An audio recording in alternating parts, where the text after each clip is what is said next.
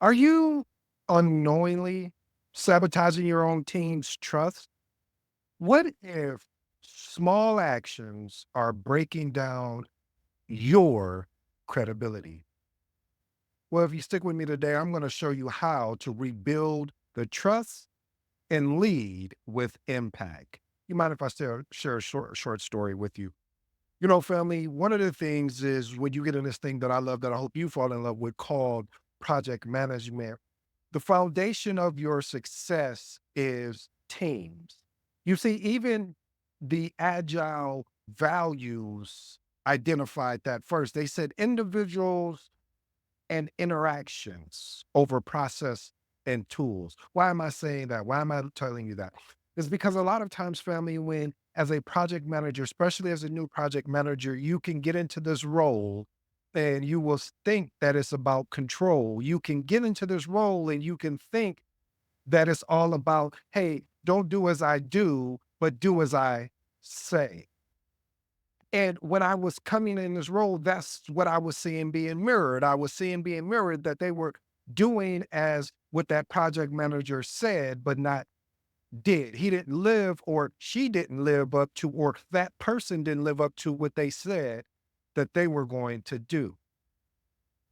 And I started down those bad habits. And I want to ensure today that we can clean that up so you can understand and always learn from my mistakes so you could be a better project manager. Let's just jump into point number one.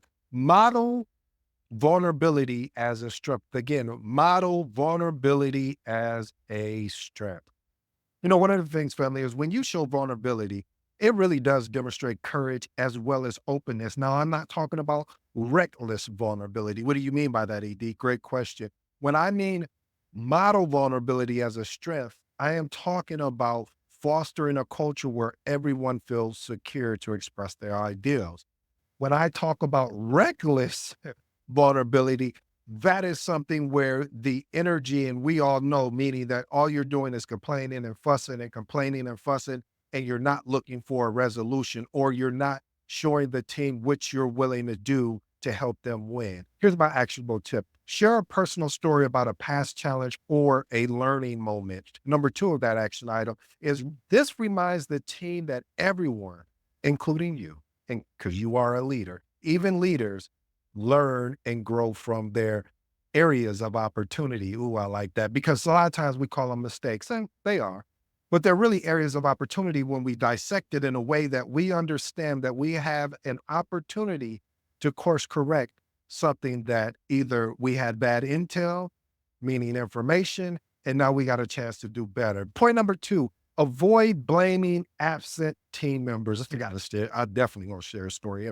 So real quick, I learned this I learned this very fast in my career, because there was a situation where we were in a meeting, and the project resource that was supposed to be there, I think they had a doctor's appointment. There was something where it was a conflict at the time we were going to meet, but they said, "Hey, I'll just circle back with you, project manager," talking about me. And I'm like, "Okay, no problem." Well, just so happened that day that that the VP of the PMO decided to pop in on the call. No, no big deal. And when the VP was looking around the room and they didn't see the whole team, they started asking questions openly. And what that did is that it really impacted the team. I was so shocked, because I was like, why are you, this is something we can take offline. And eventually I had to tell the VP, hey, you know what?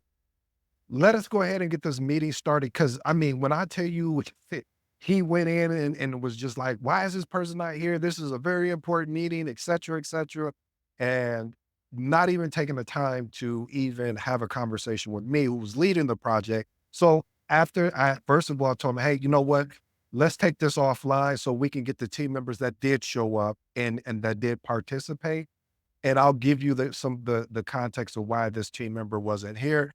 And they did fully let me know that they weren't going to be here. So with that being the case, I will tell you what actually happened. Okay, long story short, what ended up happening, there was some other team members that went and discussed what actually went down. I can't go into too much depth about that, but maybe one day I will. And what ended up happening is it got back to this team member, and this team member, took the proper escalation path, probably the same thing I would have done. And it got back to the VP that they weren't happy and they had to have that whole HR conversation. You kind of know where I'm going. But it's important, family. I know I gave you a long winded on this point too, but it's important that you don't foster a blame culture. You foster a culture that is solution orientated, a solution focused environment. Here's my actionable tip. If a problem arises involving someone who isn't present, save that conversation. Remember, I was sharing with you, I was telling the VP, hey, let's put this in the parking lot. Let's talk about it offline. But again, until you can speak with them directly, ensuring a fair discussion and maintaining a respectful team environment. Because you have to think when you actually do this, avoid blaming absent team members, what you do is you protect your team as well. You protect your team because if they're hearing this now, they could be thinking, well, man, I wonder if I ever miss a meeting or action item or anything like that. If I accidentally miss it or make a mistake, will I be talked about in the same manner? And so this is a point, family. Whatever you can do, I know sometimes people could, because we're all human, but don't do it on a level where all the team is there. Give that individual or individuals an opportunity to explain themselves or what happened. Okay, let's move on. Point number 3, foster open dialogue on conflicts. Conflicts will happen on any project. I don't care if you never had a conflict on a project, then I don't really believe it's a project. And when I say it doesn't have to be some word, an argument that created a sense of where people were feeling attacked. I'm just talking about disagreement. Like, I want to go right and you want to go left. That's conflict because I want to go my way, you want to go your way. So here's the thing: foster open dialogue on conflicts. Addressing conflicts openly but respectfully allows the team to resolve issues collaboratively and foster culture where trust and respect are prioritized. Here's my two actionable tips on this. When conflicts arise, set a neutral space to discuss them. What I like to do is normally when conflicts happen, I like to get those two if we're on site. I like to get them in a room. First, I talk with one end of the individual, then I'll go and talk with the next individual so I can understand both sides of the story. And then I'll bring them together to understand how can we resolve this? What do you need for it to work from you? What do you need for this to work? So that's my approach of how I look at when conflicts happen because they will happen.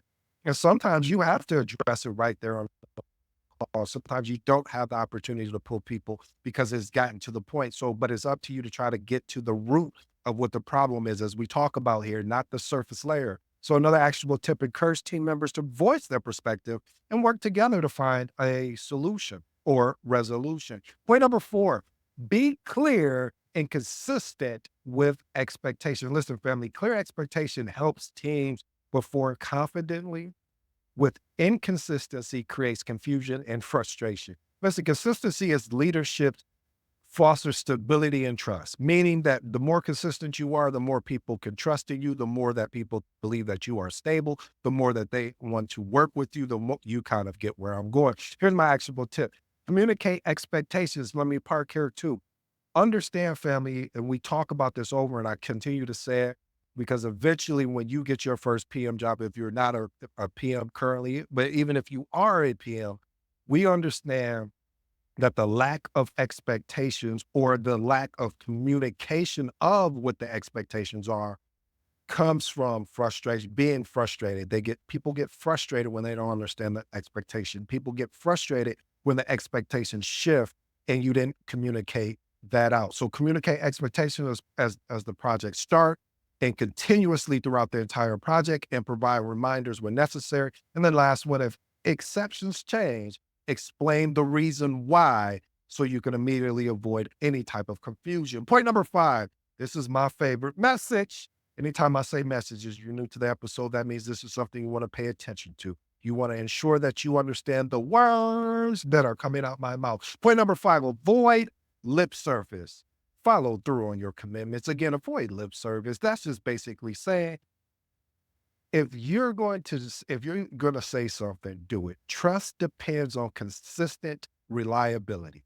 When promises are not kept, I promise you, and this is a promise, trust will erode quickly. Sticking to your commitments demonstrates integrity. Sticking to your commitments shows that you are, now it's starting to get good. It shows that you are committed versus interested. You guys heard me talk about that. There's two different ideologies here. When someone says, I'm committed, that means there is no plan B, C, D, E, F, G. This is where we're at. I'm committed. We need to pivot. We'll pivot and figure it out as we're going. That develops our plan B.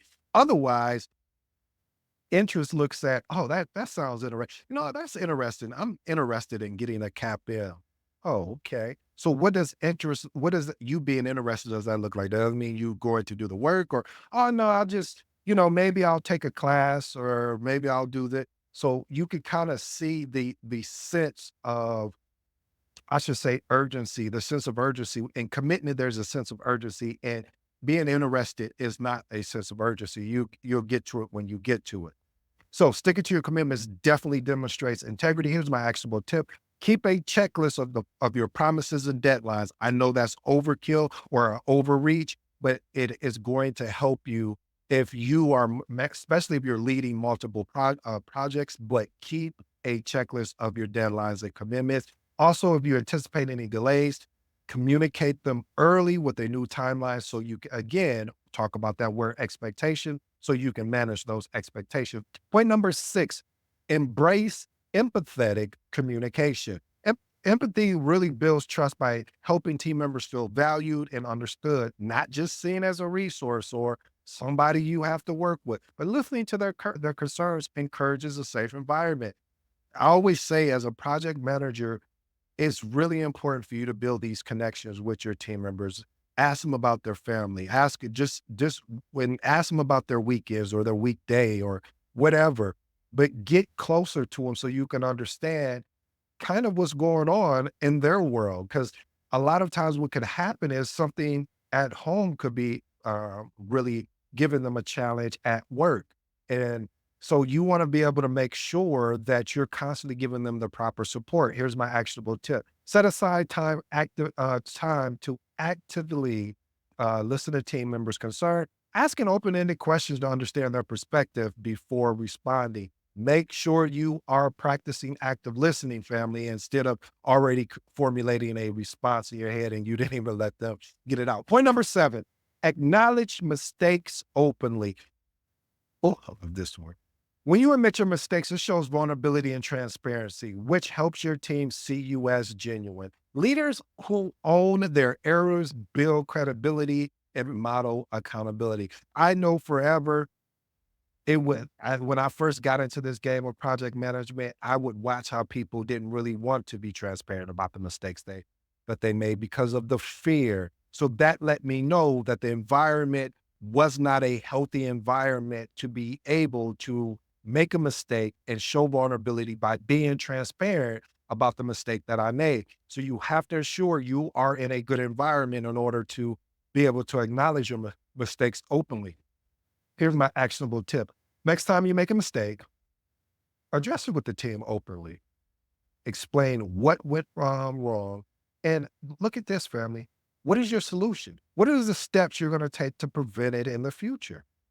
That's all I need to know. You made a mistake. Okay, what are you going to do to course correct it? And then what are you going to do so you won't make that same mistake in the future? Point number 8, admit what you don't know and be willing to go find the answer. If you stuck around this long, you're about to get a story that is always, I'll make it a condensed version and one day I'll tell the long version. So one day I'm in a meeting with an executive and it's all the project managers on the phone at that time. And we're going through the PMO is calling on us to go through our project. So uh, there was a project manager before me and the executive, he gave a really good update. I even thought the update was good.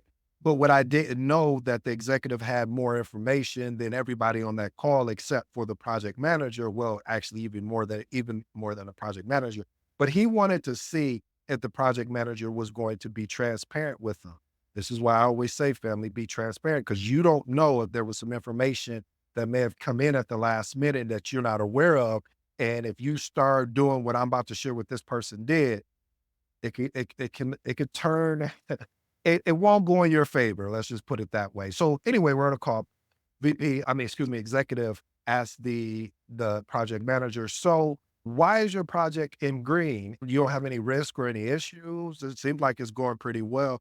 Have you ran into anything that you think you may need executive help or anything like that? Nope, everything is going good. He said, "Oh, okay, great. What about your budget?" "Oh, budget, we're on budget and everything like that." So he goes through the triple constraints, of course, schedule, cost, scope, it as well as quality.